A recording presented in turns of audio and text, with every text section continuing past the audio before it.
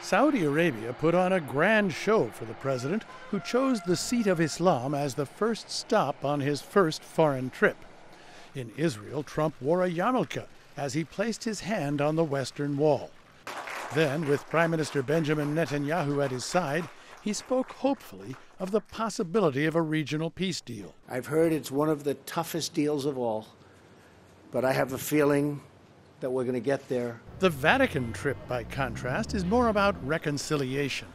During the presidential campaign, the Pope questioned whether Trump's plan for a border wall was consistent with Christian values. A person who only thinks about making walls wherever they are and not making bridges is not a Christian. Trump shot back at Francis. A religious leader, to question a person's faith is disgraceful. I'm proud to be a Christian. But last week, while flying home from a trip to Portugal, Francis offered an olive branch. There are always doors that are not closed. We must look for the doors that are at least partly open. Go in, talk about things in common, and go forward, step by step.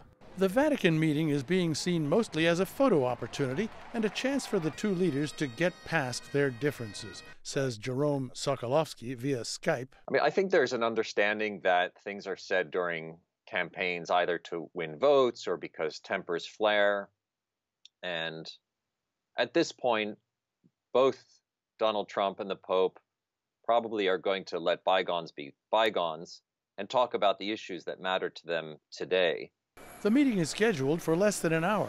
Trump then heads to Brussels to meet with NATO leaders and then on to Sicily for the G7 summit, his final two stops on the 9-day trip.